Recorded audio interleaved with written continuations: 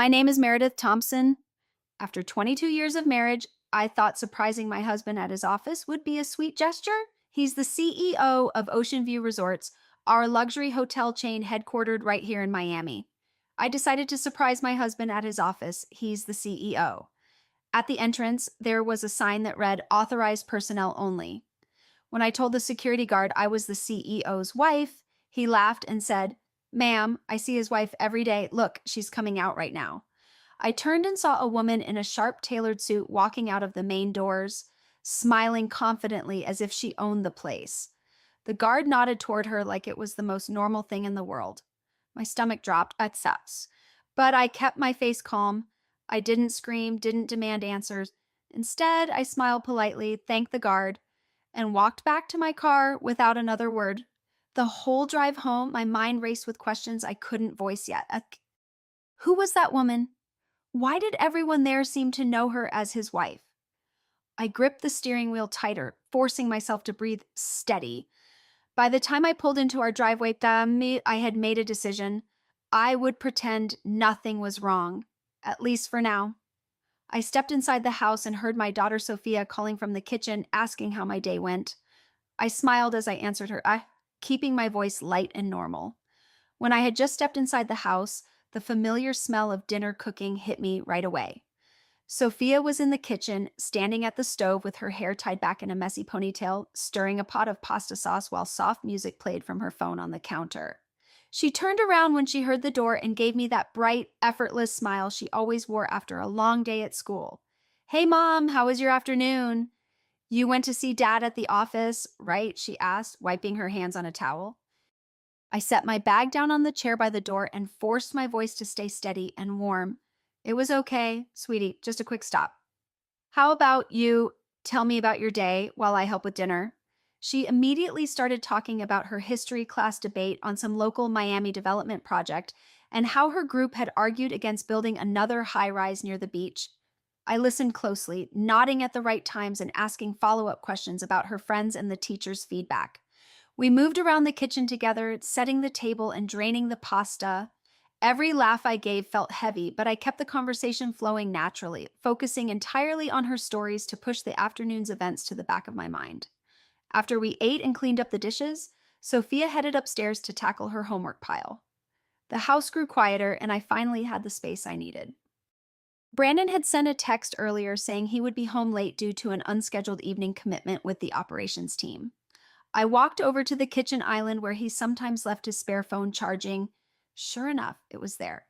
Screen dark, but plugged in. He must have rushed out that morning and forgotten it. I picked it up, telling myself this was just routine, checking the shared family calendar like any wife would do after a busy day. I opened the calendar app and started scrolling through the week's entries. Most looked completely ordinary morning briefings with department heads, site inspections at the South Beach properties, calls with suppliers for the upcoming seasonal menu changes across the resorts. There were notes about guest satisfaction scores and staffing adjustments for the Coral Tower location. Then my eyes landed on one entry that stood out. It was scheduled for tonight at 9:30 p.m., private review, Suite 1204 Coral Tower. The block was colored differently from the usual business meetings, marked under personal time rather than official executive schedule. No additional attendees listed, no client name, just the suite number at our newest flagship hotel downtown. I tapped on the entry to expand the details. The notes section contained only a short line about reviewing quarterly guest feedback forms and potential upgrades to the VIP lounge. It seemed professional enough on the surface, but the late hour in a private suite felt unusual for standard operations. I scrolled back through previous weeks to compare. Similar late entries appeared a few times in the last month, always at Coral Tower or one of the other upscale properties, always marked vaguely as review or strategy check. My thumb hovered over the screen as I tried to recall if Brandon had mentioned any of these sessions at home. He hadn't. The more I looked, the more the pattern seemed deliberate in its lack of detail. I placed the phone back exactly where I found it, screen facing down, charger connected. Walking into the living room, I sat on the edge of the couch and stared at the dark television screen. A heavy numbness spread through my chest. Questions formed one after another. Who else had access to those suites after regular hours? Why the entries avoided specific names? And whether this was truly just work. Part of me wanted to dial his number immediately and ask for clarification, but a stronger instinct held me back. I had watched enough situations unfold over the years to know that jumping in without clearer proof could make everything worse and harder to untangle later. Sophia came downstairs once for a snack carrying her laptop. She paused when she saw me sitting there quietly and asked if I was feeling all right. I smiled and told her I was simply tired from running around town earlier, then suggested she get back to her assignment so she could relax before bed. She gave me a quick hug and returned upstairs. The silence settled again. I picked up my own phone but didn't open any apps. Instead, I sat there thinking about the security guard's casual tone from earlier and how easily he had pointed out the woman leaving the building. The doubt sat heavy but contained. I refused to let it spill over into panic or accusations yet. When Brandon finally arrived home close to midnight, I heard the garage door open and met him in the hallway with a relaxed expression. He looked exhausted, loosening his tie as he stepped inside. "Long day," he said, giving me a quick kiss on the cheek. "Did Sophia eat dinner already?" We moved to the kitchen where he grabbed a plate of leftovers. I asked about his meetings in a light tone, and he mentioned the usual updates, interviewing a new head chef for the oceanfront restaurant at one property, dealing with minor maintenance delays at another location due to supplier shipments. His voice stayed even and professional as he described the challenges of keeping occupancy rates high during the shoulder season. I listened carefully, nodding and adding small comments about how the staff must be stretched thin. He didn't volunteer any information about a 9:30 review at Coral Tower, and I didn't press. Instead, we talked about Sophia's upcoming exams and the weekend weather forecast that promised clearer skies for a possible boat outing. The conversation felt ordinary on the surface, the kind we had shared thousands of times before, all the while I watched his expressions for any flicker of discomfort or avoidance. There was none that I could detect. He finished eating, rinsed his plate, and headed upstairs to shower, mentioning he had an early start the next day. That night, lying in bed beside him after he fell asleep, I stared at the ceiling for a long time. The calendar entry replayed in my mind alongside the events at the office entrance. The doubt remained sharp, but I kept it controlled. Acting on incomplete information now would risk unnecessary conflict that could affect our daughter and the stability we had built over 22 years. I needed more pieces before deciding on any next step. Sleep came in fragments, interrupted by quiet moments of reflection. By the time morning light filtered through the curtains, I had resolved to handle things more deliberately from here on out. The next morning, I decided to take a different approach. The morning after that restless night, I woke up earlier than usual and started the day with routine tasks around the house. Brandon had already left for the office by the time I came downstairs, leaving a short note on the counter about an all-day strategy session focused on seasonal promotions. Sophia was still getting ready for school upstairs, so I prepared a full breakfast with eggs, toast, and fresh fruit, then sat across from her at the table while she ate. We spent nearly 20 minutes talking about her plans for the upcoming weekend, including a possible trip to the beach with friends, and she updated me on a school event where her group was presenting a project on sustainable tourism in Miami. I kept my tone light and fully engaged, asking detailed questions about her classmates and making sure she had her books and lunch packed properly. After she headed out the door with a quick hug, the house settled into a quiet rhythm that gave me uninterrupted time to organize my thoughts without any external pressure. I made a conscious choice to continue acting as if the previous day had been completely ordinary. When Brandon called around midday during a break in his meetings, I answered with a cheerful voice and asked how the strategy session was progressing. He went into some length describing discussions on expanding amenities at the Coral Tower property and ways to boost guest loyalty through personalized packages. His tone remained focused and professional, exactly as I had heard it countless times before during work calls. I listened attentively without pushing for extra information and shared a couple of simple household updates, such as arranging a service visit for the air conditioning unit that had been making unusual noises. The exchange stayed brief and everyday in nature. Once the call ended, I spent the rest of the afternoon completing a series of errands across town, including a stop at the grocery store for the week's supplies, picking up dry cleaning for Brandon's suits, and handling a quick errand at the bank to deposit a check. Throughout these tasks, I kept my outward expression calm and neutral even as fragments from the office entrance continued to surface in my mind at unexpected moments. By evening, I put extra effort into preparing dinner, selecting ingredients for one of Brandon's preferred meals with grilled fish, roasted vegetables, and a side salad. When he arrived home shortly after 7, I met him at the front door with a warm smile and inquired about his day in a relaxed manner. He shared details about the extended meetings and positive comments from board members regarding recent improvements in occupancy rates across several properties. We gathered in the dining room as a family where Sophia contributed lively accounts from her classes, including a funny incident during a group discussion. I joined the conversation naturally, responding to her stories with genuine laughter and providing thoughtful suggestions when she mentioned challenges with a tight project deadline. Brandon appeared at ease, bringing up ideas for a family outing the following weekend. The entire meal unfolded without any noticeable strain, maintaining the comfortable rhythm we had followed for years. After we finished eating, Sophia excused herself to tackle her homework in her room while I handled clearing the table and loading the dishwasher methodically. Brandon moved to the living room area to go over some documents on his laptop. I joined him shortly afterward, choosing a nearby chair with a magazine in hand and glancing over from time to time as he worked. He typed notes steadily and reviewed incoming emails with concentration. Midway through the evening, his phone received a notification that caused a brief vibration. He checked the screen quickly, typed a short reply, and placed the device back down without offering any explanation. Rather than inquiring about the source, I shifted the topic to a recent article I had seen concerning trends in the Miami hospitality sector and sought his perspective on shifting guest preferences. We engaged in a balanced discussion about market developments, keeping the exchange informative and comfortable without venturing into personal territory. As the night progressed and both Sophia and Brandon had retired upstairs, I remained downstairs for a while longer, reflecting quietly on the subtle patterns beginning to emerge in daily routines.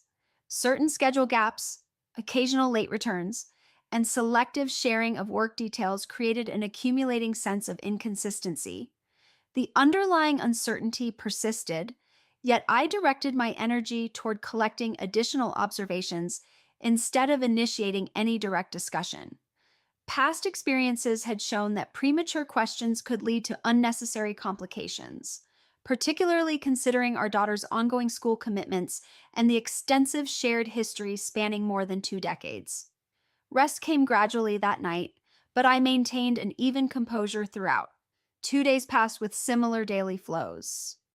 One afternoon, while sorting through some household paperwork at the kitchen counter, Brandon's primary phone, which he had momentarily set down before dashing out for a brief property inspection, displayed an incoming text notification. The preview revealed a message from a contact not saved in his list, confirming arrangements for a private dinner reservation at one of the hotel's exclusive restaurants later that same evening. The language appeared businesslike on the surface, yet the specific timing and venue carried a distinctly personal undertone. I left the device untouched and simply committed the details to memory without further action. Later that same afternoon, I reached out to my longtime friend Kelsey Morgan via phone.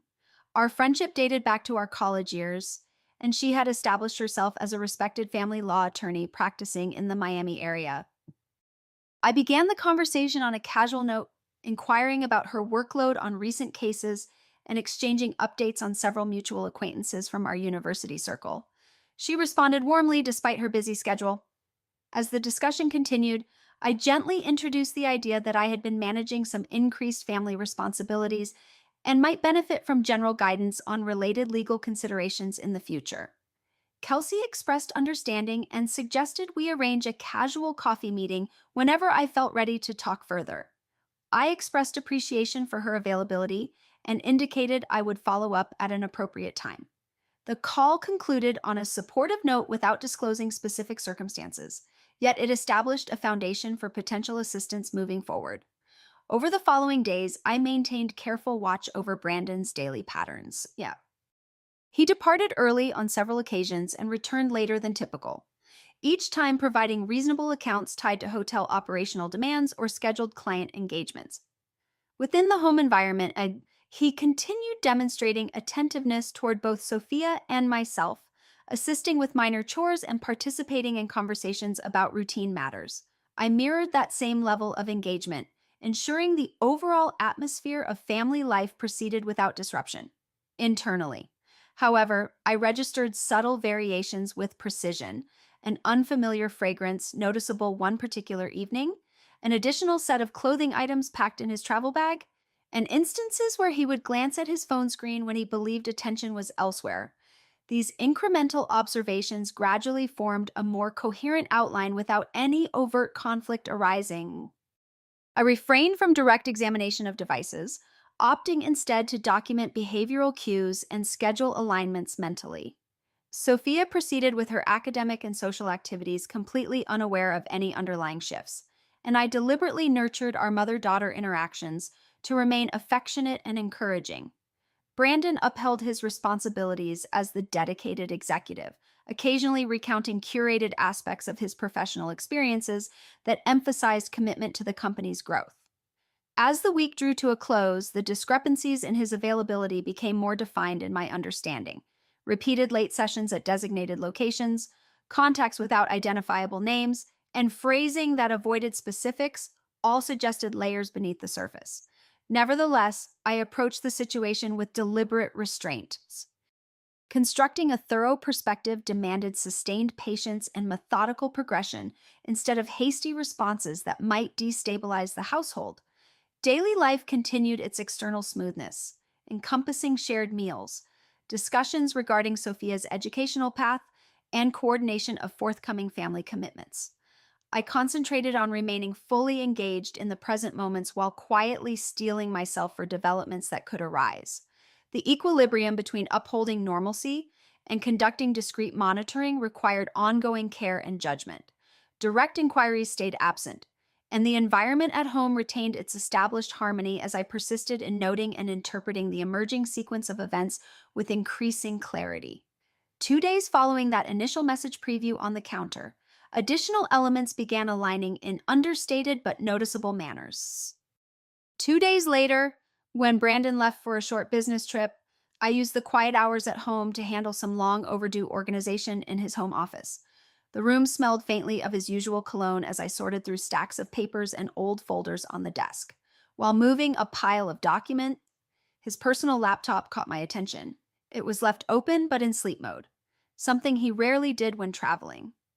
I hesitated only briefly before waking it up, using the password we had shared for years for family files. The screen lit up to show several browser tabs still active from his last session. I clicked through the recent documents folder first, scanning for anything related to hotel operations.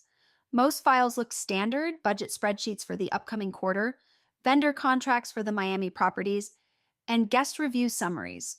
Then I opened an older email archive folder buried among the work files. One chain stood out immediately because it was saved under a neutral project name, but contained messages exchanged over several weeks. The correspondence was between Brandon and someone named Jillian Ellis. The tone started professionally with discussions about property upgrades, but gradually shifted to more personal notes about late-night planning sessions and shared dinners to finalize details. Further down the chain, there were mentions of specific dates that matched the vague calendar entries I had noticed earlier. One email included a photo attachment of a custom watch engraved with initials that matched Brandon's. The message accompanying it thanked him for the thoughtful gesture and mentioned how much it meant during stressful periods at work. Another attachment showed a receipt for a weekend stay at a private villa owned by the resort chain, listed under executive review but dated on a weekend when Brandon had told me he was attending a mandatory leadership conference in Orlando. The language in the later emails carried an unmistakable familiarity that went beyond typical colleague interaction. I sat back in the chair, staring at the screen while the weight of these discoveries settled. The pieces were beginning to connect in ways that explained the late returns and unsaved contacts. I copied the relevant email threads and attachments to a secure external drive without altering anything on the laptop, then carefully returned it to sleep mode and repositioned the papers exactly as I had found them. The house remained silent except for the distant hum of the air conditioning. I walked to the kitchen and poured a glass of water, drinking it slowly while processing what I had just seen. That same evening, after Sophia had gone to bed, I called Kelsey Morgan again. This time, the conversation moved beyond general topics. I described finding the email chain and the attached items without going into every detail at once. Kelsey listened carefully and asked clarifying questions about the timeline and the nature of the messages. She advised me to document everything methodically and avoid any direct confrontation until we had a clearer legal picture. We discussed basic steps for protecting family assets in Florida and the importance of maintaining normal routines at home for Sophia's sake.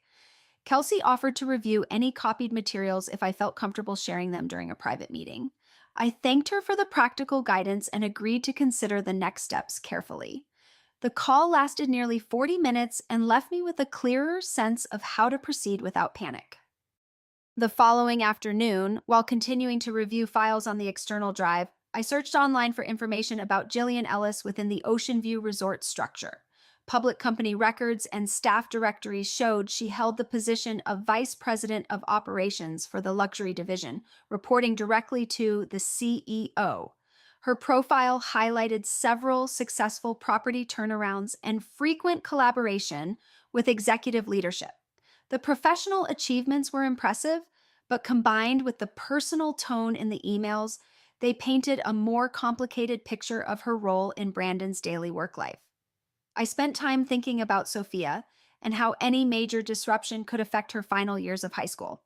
She had already started talking about college visits and future plans, and I wanted to shield her from unnecessary stress as long as possible. The decision to keep the discoveries private for now felt even more important after seeing how well she was doing in her current routine. I made a simple dinner that evening and focused entirely on listening to her stories about a recent debate club meeting and her thoughts on different university programs. Brandon was still away, so the meal was quieter than usual, but I made sure the atmosphere remained warm and supportive. When Brandon returned from the short trip 2 days later, he seemed energized by the meetings and shared some positive updates about potential new partnerships for the resort chain. I responded with interest and asked appropriate questions about the outcomes. He mentioned working closely with his operations team on several initiatives, but no specific names came up in the conversation. I kept my replies natural and avoided any reference to the emails or the watch. Instead, we discussed weekend plans and Sophia's upcoming school break. The evening passed with the usual family flow of conversation and small tasks around the house.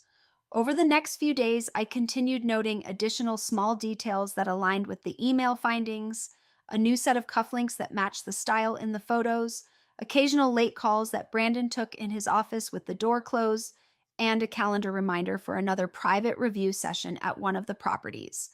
Each observation added to the overall picture without any single moment forcing an immediate reaction. I stored everything carefully on the external drive and reviewed Kelsey's suggestions from our call. The quiet accumulation of evidence created a growing resolve to handle the situation with control rather than emotion. I focused on maintaining the household stability while preparing mentally for more structured steps ahead. Sophia continued her normal activities, completely unaware of the undercurrents, and I made sure our time together stayed positive and engaging. Brandon performed his usual role at home and work, sharing selected aspects of his professional life that maintained the appearance of dedication. As the week progressed, the contrast between the public image of our family life and the private discoveries became more defined. I avoided checking the laptop again directly, choosing instead to build on the existing materials and consult further with Kelsey when the time felt right. The balance required constant attention, but I remained committed to proceeding deliberately and protecting what mattered most in the process. A full week after Brandon's short trip, the need for a more organized plan started to feel urgent in a measured way. The week after Brandon's short trip ended, I began taking more structured steps to document what was happening. With Kelsey's earlier advice in mind, I researched discrete ways to monitor activity inside the house without raising suspicion. After careful consideration, I ordered a set of small wireless cameras designed for home security and choosing models that looked like ordinary outlets or smoke detectors. They arrived in plain packaging 2 days later, and I installed them in strategic locations during the afternoon while Sophia was at school and Brandon was at the office, one in the living room corner, another near his home office desk bow, and a third in the hallway facing the garage entrance. The setup connected to a secure app on my phone that allowed remote viewing without storing footage on any shared devices. I tested the cameras thoroughly that evening after everyone had gone to bed, ensuring the angles captured movement and audio clearly, but remained hidden from casual view. The next few days passed with normal family routines on the surface. Brandon continued his busy schedule, mentioning several evening site visits and strategy reviews. Sophia prepared for midterm exams and spent time with friends. I maintained my usual responsibilities while checking the camera feed periodically from my phone when alone. On Thursday afternoon, the footage showed something significant. Brandon arrived home earlier than expected, changed clothes quickly, and left again within 30 minutes. The timestamp indicated he drove away in his car. Later that evening, around 8:30, the cameras recorded him returning briefly to drop off his briefcase before heading out once more. I reviewed the clips multiple times, noting the exact times and his hurried manner. The following morning, I cross-checked his calendar on the shared family app and saw a block marked as property inspection during those hours. That weekend, while Brandon attended a golf outing with business associates, I reviewed accumulated footage from the entire week. One particular segment from Friday night stood out. Brandon had returned home late, taken a shower, and then spent time in his office with the door partially open. The camera captured him making a phone call where he spoke in a lower voice than usual. Although the words were not fully clear, the tone suggested personal matters rather than standard work discussion. I saved the relevant clips to the external drive alongside the earlier email materials. The real breakthrough came the following Tuesday evening. Brandon announced he needed to attend a late client dinner at one of the resort properties and would likely be home after 10. After he left, I monitored the cameras closely. Around 9:15, the living room camera showed no activity. Then, at approximately 10:40, the hallway camera recorded Brandon entering the house again, this time carrying a small gift bag. He placed it in his office drawer before joining me in the bedroom as if nothing unusual had occurred. The next day, when he was away for meetings, I checked the drawer and found a delicate bracelet inside the bag with a note attached that referenced a recent quiet evening they had shared. I decided to expand my monitoring. Using the remote access, I began tracking his movements more consistently over the next several days. One Thursday afternoon, the cameras caught Brandon leaving the house carrying an overnight bag. He returned the following morning looking refreshed, but claimed the night had involved an emergency staff meeting at the Coral Tower. The discrepancy prompted me to dig deeper. I reviewed maps of the resort properties and noted that a particular boutique hotel on the bay, not usually used for staff meetings, had appeared in his recent location history on the shared family account. The emotional impact hit hardest when I reviewed a longer recording from the home office camera 2 nights later. Brandon had taken a video call in the office with the door closed, but the audio picked up fragments of conversation through the thin walls and the camera microphone. The voice on the other end was female, and the exchange included references to future plans and expressions of closeness that went far beyond professional boundaries. I sat in the living room listening to the saved audio clip repeatedly, feeling a cold clarity replace the earlier numbness. This was the first time the situation felt undeniably real and impossible to ignore any longer. I contacted Kelsey the same evening after Sophia had gone to sleep. This time I shared specific details about the camera footage, the gift bag, and the audio recording. Kelsey listened without interruption and then outlined practical next actions, including how to organize the materials for potential legal use and the importance of timestamping everything accurately. She emphasized maintaining normal interactions at home to avoid alerting Brandon prematurely. We discussed the challenges of balancing evidence collection with protecting Sophia's emotional well-being during her final high school year. The conversation provided a sense of direction and reinforced the need for patience. Over the following days, I continued the quiet monitoring while ensuring family life appeared unchanged.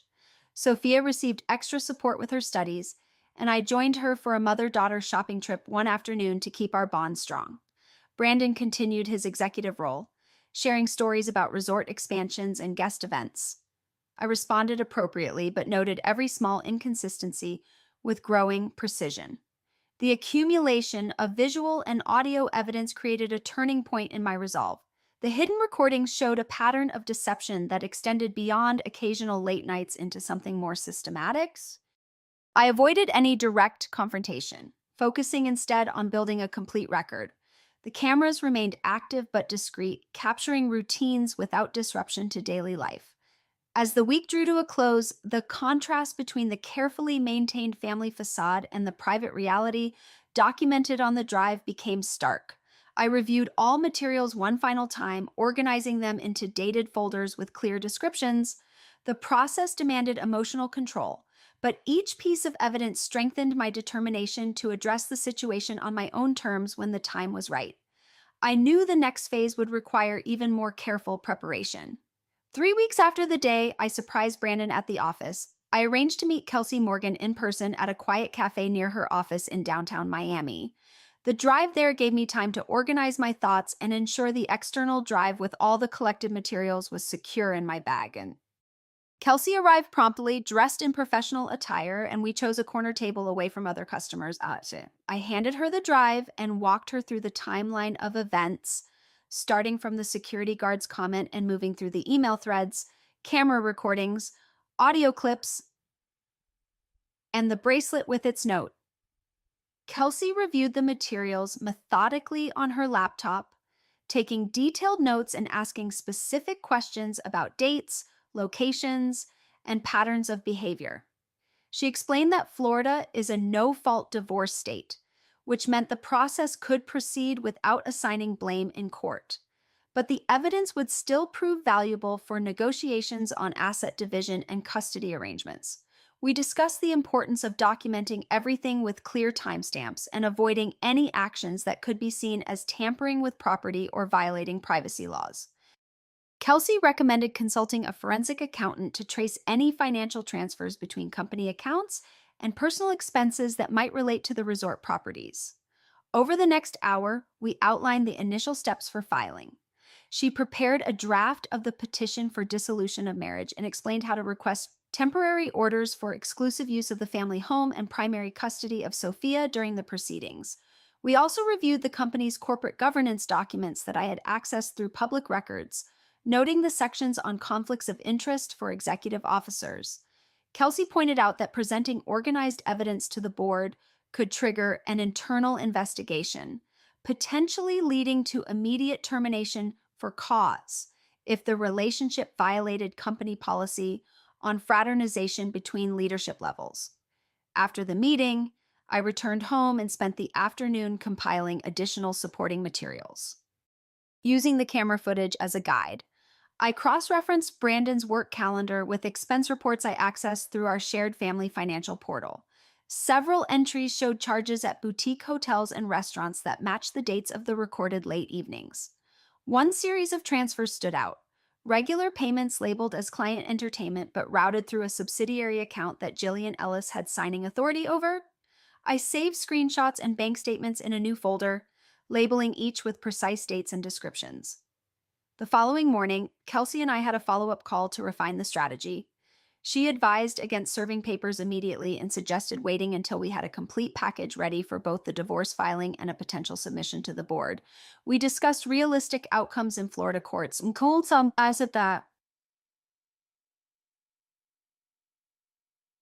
including how marital assets acquired during the 22 years of marriage would generally be subject to equitable distribution. Kelsey emphasized protecting Sophia's interests, noting that at 16 years old, her preferences could carry weight in custody decisions if the case reached that stage. I expressed my priority of minimizing disruption to her school year and college preparation process.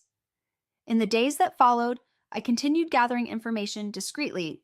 I reviewed old tax returns and property deeds to create a full inventory of marital assets, including the family home, investment accounts, and Brandon's equity stake in Ocean View Resorts. Kelsey connected me with a colleague who specialized in high net worth divorces and provided guidance on how to value the company stock options and deferred compensation packages. We scheduled a formal consultation for the next week to finalize the petition and supporting affidavits. Throughout this period, I maintained the appearance of normal family life.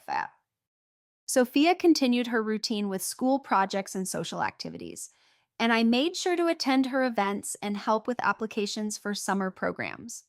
Brandon remained immersed in his role as CEO, discussing resort expansions and upcoming board meetings at dinner.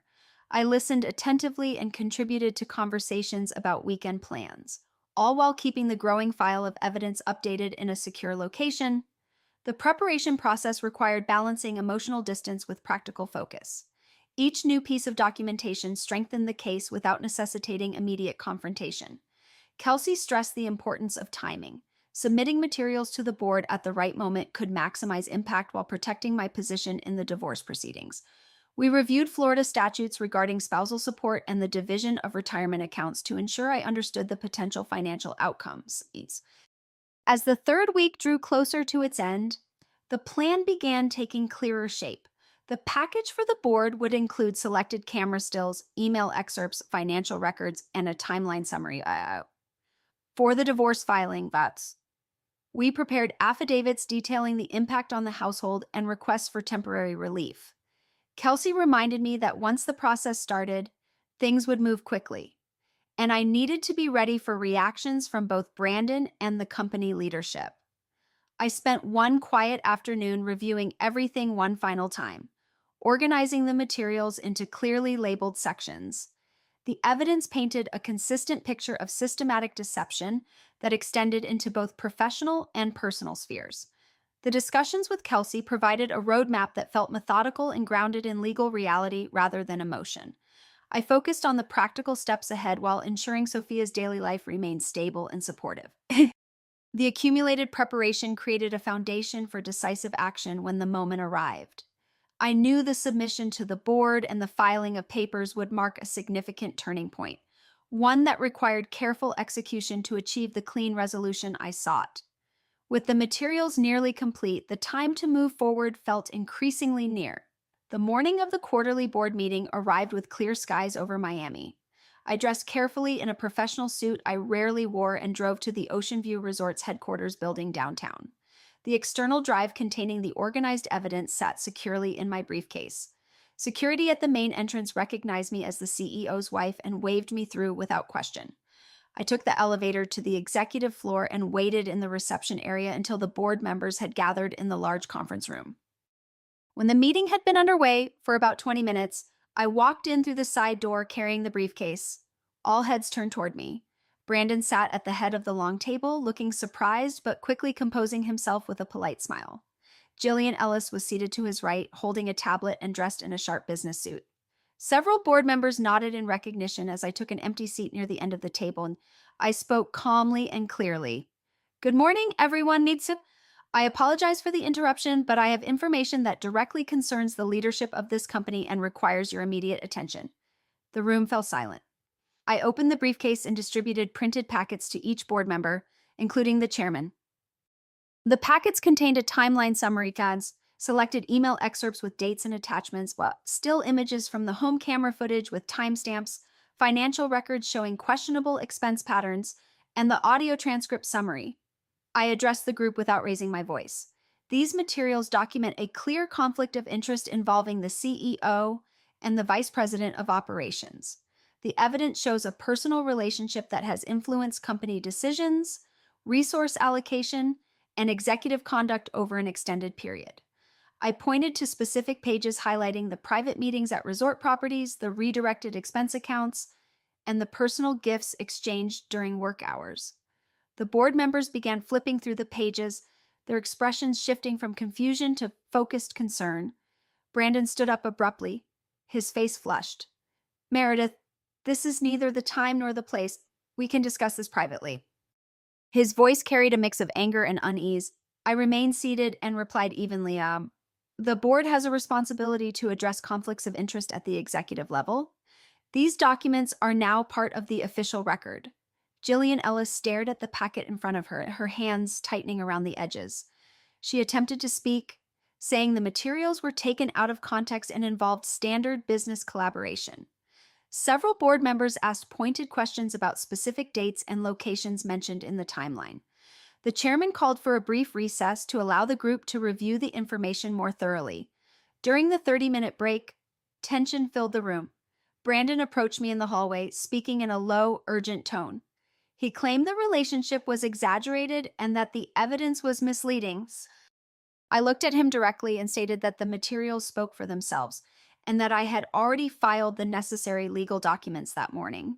He stepped back, his expression changing as the reality settled in. When the board reconvened, the atmosphere had shifted dramatically.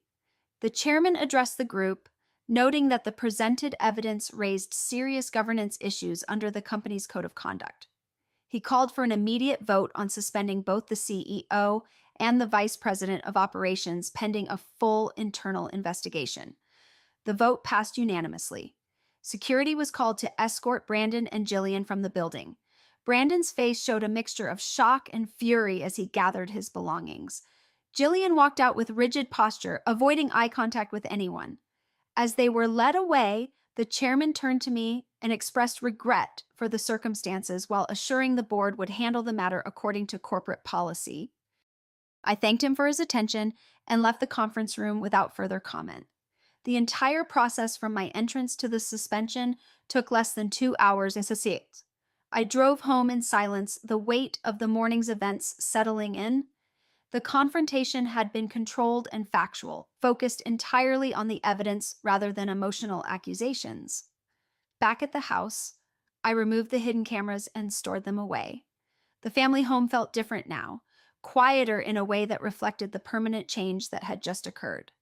Later that afternoon, Kelsey called to confirm that the divorce petition had been officially filed with the court and served on Brandon through his attorney. She updated me on the temporary orders request and advised me to document any further communications. Sophia returned from school unaware of the morning's developments, and I maintained a calm demeanor during our evening conversation about her day.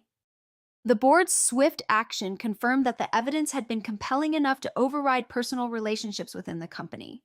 Brandon's position as CEO ended in the same building where the deception had taken root.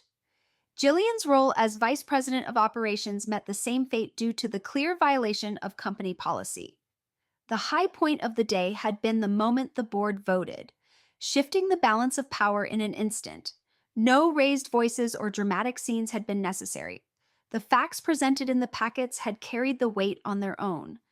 By evening, the news of the leadership changes began circulating within the company, though the full reasons remained internal for now. I focused on the immediate practical matters ahead, while recognizing that the public confrontation at the board meeting had marked the definitive end of one chapter. The events of that morning set everything in motion for the final resolution. Hours after the board meeting concluded, the consequences began unfolding rapidly. Brandon arrived home that afternoon with his personal items from the office in a box. He walked through the front door looking drained and immediately demanded to speak with me in the living room. I sat across from him and listened as he expressed disbelief at how quickly the board had acted. He claimed the evidence had been misinterpreted and that his relationship with Jillian had been purely professional with some personal overlap that did not affect company decisions. I responded by confirming that the divorce petition had already been filed earlier that morning and that temporary orders were in place to protect the family home and our daughter's stability. The next few days brought a series of legal and practical developments. Brandon's termination was officially announced internally at Ocean View Resorts as a result of a serious conflict of interest violation. He retained an attorney who contacted Kelsey to begin negotiations on asset division. In Florida, marital assets accumulated during our 22 years together were subject to equitable distribution, and my documentation helped establish a strong position regarding the company equity and retirement accounts. The court granted me temporary primary custody of Sophia. Considering her age and the need to minimize disruption to her final year of high school, Brandon received visitation rights but was required to maintain a separate residence during the proceedings. Jillian Ellis faced similar professional fallout. Her position as vice president of operations ended the same day, and word spread quickly through the hospitality industry in Miami. Several properties she had previously managed began distancing themselves, and her reputation suffered from the public nature of the board's decision. She attempted to reach out through intermediaries, but I directed all communication through legal channels only. The evidence package had been thorough enough to withstand initial challenges from their side. Financially, the process moved forward with the help of the forensic accountant Kelsey recommended. We identified specific expense patterns that had been charged to company accounts but benefited personal activities. This strengthened the case for a more favorable division of assets, including the family home in Miami and a significant portion of the investment portfolio. Brandon fought certain points, particularly regarding his stock options in the resort chain, but the documented timeline limited his leverage in negotiations. Sophia learned about the separation gradually. I sat down with her one evening after school and explained that her father and I had decided to end the marriage due to irreconcilable differences. She was upset and asked many questions, but I focused on reassuring her that both parents would continue supporting her education and future plans. She continued living primarily with me in the family home, maintaining her school routine and friendships. The temporary custody arrangement provided the stability she needed during this transition.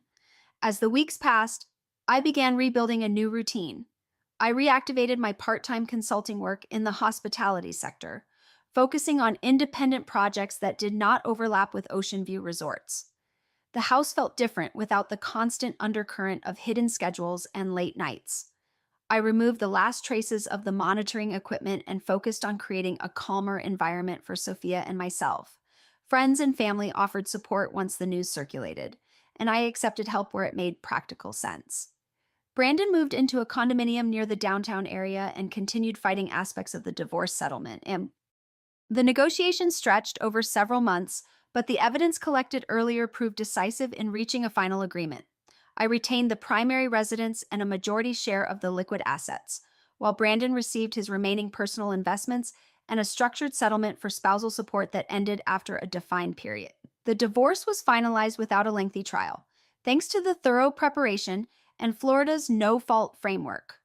Jillian Ellis left the Miami area several months later, taking a lower-profile position in another state. Her career trajectory slowed noticeably after the events at Ocean View Resorts. I had no further contact with her after the board meeting. Looking back, the entire process from the initial surprise at the office entrance to the final court papers taught several important lessons. Trust built over decades can erode quickly when one person prioritizes hidden priorities over the family foundation. Gathering facts calmly and methodically before taking action often leads to stronger outcomes than immediate emotional reactions. Involving qualified legal professionals early helps navigate complex situations involving both personal relationships and business interests. Protecting children from unnecessary conflict during major life changes requires deliberate effort and consistent communication focused on their well-being. Most importantly, recognizing when a relationship has fundamentally broken and choosing to end it cleanly, rather than attempting to repair irreparable damage, allows both parties to eventually move forward with clarity. I focused on creating a stable, honest environment for Sophia and myself, free from the patterns that had developed over time. The experience reinforced that personal integrity and self-respect matter more than maintaining appearances at any cost. Today, Sophia is thriving in her senior year and preparing for college applications. I have found renewed purpose in my own work and personal growth. The chapter that began with a simple surprise visit ended with a clear separation and a new beginning built on truth and careful choices. The key takeaway is this: when you discover a deep betrayal in your marriage, document everything, consult professionals, and prioritize your children's stability while taking decisive legal steps. Silence and patience in the face of deception can be powerful tools, but they must be paired with action to protect what truly matters. Moving forward with integrity after such an experience creates space for genuine healing and a more authentic life ahead.